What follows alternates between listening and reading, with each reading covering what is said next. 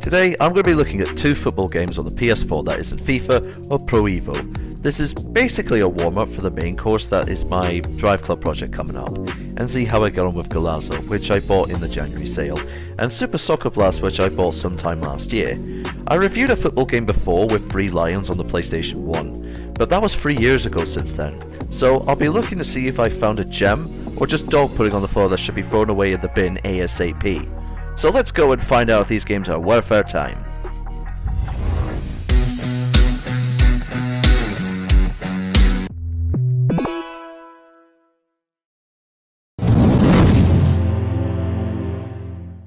I like the art design, which is inspired by early 90s football games based on arcade games exclusively on international teams like Kickoff, back when it was good and not a quick cash grab like the 2017 revival was.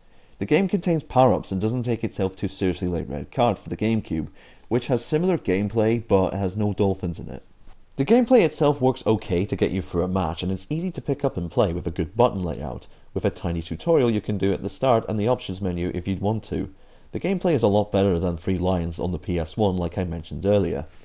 I don't mind the only international team setup. It's a good team selection despite Scotland and Northern Ireland not making the cut, and the made up player names don't bother me here at all due to licensing, which is probably a better option besides getting football clubs with no licenses and terrible lookalikes.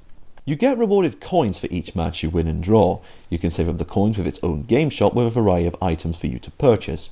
I love this kind of feature in football games and I sorely miss it to this day, with no DLC or microtransactions to worry about at all, which is great, though it won't take you long to unlock everything once you've played the matches loads of times. The fouls rarely happen, and when it does, it always happens in the penalty area, and I've not seen a free kick in this game happen at all. Ever.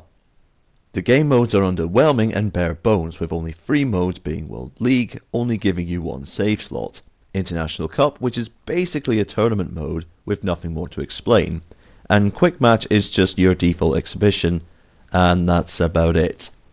The game has power-ups in the options menu. It works random, which works fine, but it would have been more challenging if the pick-ups were on the pitch for you to pick up. There are no stats for teams and individual players. Everyone is on equal footing, which in this case makes it really bland with no variety of skills to see who's better than the other team, because everyone plays exactly the same. The first touch is a foreign concept to the players when lobbing the ball, and it can be left stranding for the opponent where the opposition can take advantage. The commentary is crap, as the commentator sounds annoying and barely says anything, and when he does it's like, "It's the greatest goal I've ever seen," despite nudging the ball only 0.5mm, and "This goalkeeper is impossible," despite being 1-0 down. The AI is a mixed bag, with sometimes giving you a decent challenge, but it can also come across with ridiculous, stupid goals that make no sense whatsoever. Goalkeeper AI is a completely different story. It's absolutely some of the worst. So inconsistent to saving and positioning, letting in easy shots when going to one-on-one situations, and it could be a real nightmare. They have a mind of their own, and they can only be controlled during goal kicks and when they make a save. It's not broken as they can pull off decent saves, but these things bother me so much to the point that it ruins the gameplay experience. The game crashed while I was in the International Cup final against Brazil, when I scored, which was the worst timing imaginable, and the mode itself doesn't have a saves option, and I had to start all over again. And yet the International League does have a save option. This makes no sense whatsoever, and it absolutely made me rage quit to the point I refused to play it again, and it's a massive shame. The International Cup is a tiny mode, but it should have been optional at least in case this sort of thing happens.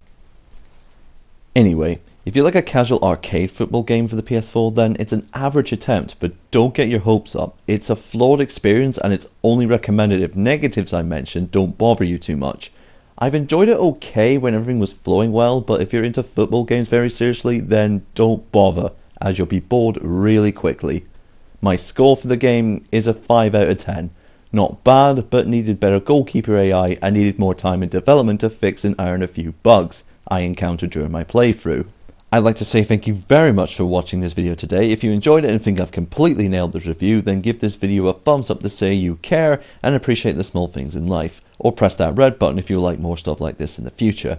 Also, check out the rest of the videos on my channel if you don't have any plans for today, and be sure to turn on notifications to stay up to date. Next time, I'll be looking at part 2 of the double football game Fiesta with Super Soccer Blast on the PS4. See you there.